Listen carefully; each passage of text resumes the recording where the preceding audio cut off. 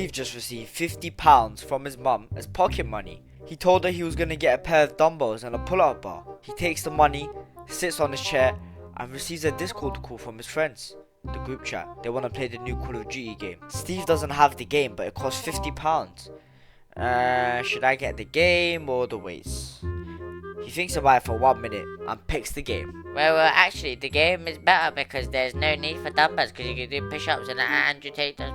Shut the f up, Steve. But I'm gonna only play for 1 hour. Proceeds to play for 8 hours. But why does Steve never feel like doing the hard work, and working out just feels like a drag? And why does he have wide hips with gynecomastia? In today's video, we are going over the 3 danger signs of low testosterone. If any of these, then there's a really high chance that you have low testosterone.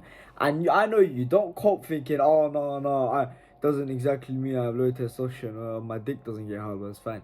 Listen, what's worse than you lying to me is you lying to yourself. Because if you see these low testosterone symptoms and you deny it saying I have high testosterone and live the exact same lifestyle, guess what happens? You get stuck at low T. So the first step is, if you have low T, is to actually accept that you do have low T and you're here to change it. And these 3 things, I try to involve genetics as least as possible and environmental factors. Obviously, these do involve it, but just less. For example, having a lot of muscle mass is not the best indicator of high testosterone because there's a lot of genetics involved. Alright, these I'm going to mix with physical and mental signs. So it's not only muscle mass and strength or whatever, it's also up here. But first of all, why is testosterone important? Well, testosterone is the male sex hormone and it was designed for us to reproduce and pass on our genes. And testosterone is important for your motivation.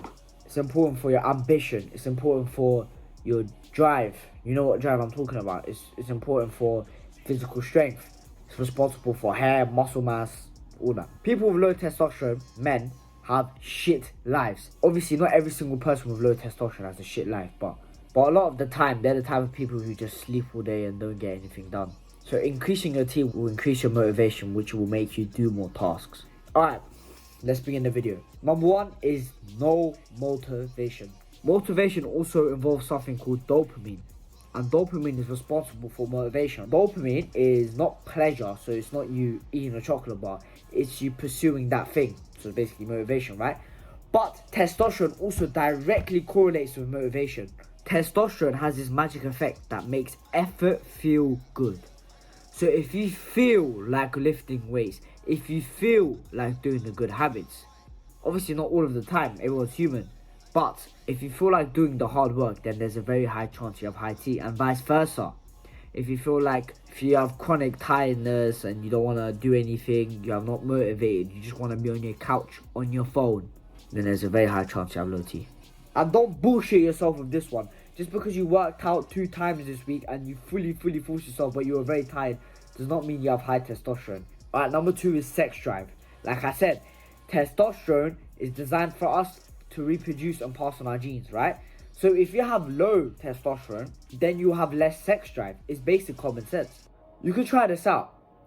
Have one night where you have 3 hours of sleep. And let me see your sex drive. Do you care about women that much? And then one night sleep, 9 hours of quality sleep. Look at the difference. Because your testosterone is higher when you slept more, so you have a higher sex drive. If you never think about that kind of stuff, never, high chance you have low T. Number 3 and the last one is an increase in anxiety and fear. So, there's a part of our brain called the amygdala. And the amygdala is the part of the brain that generates fear. So, when a tiger is chasing you, that part of the brain is like, oh, I'm in danger. Let's get the fuck out of it. If you didn't have the amygdala, you wouldn't sense danger.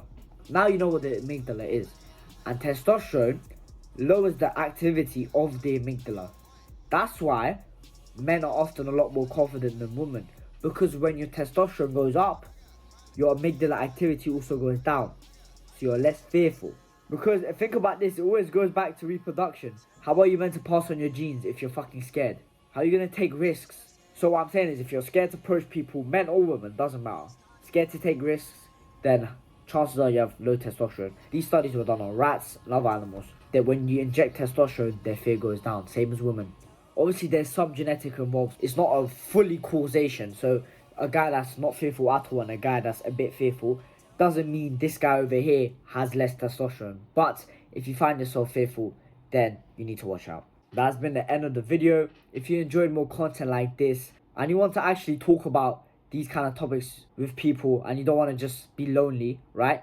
If you subscribe and like, more people get to see this video, which will benefit me and will benefit you, because there's a high chance that you're going to find a self-improvement brother in real life.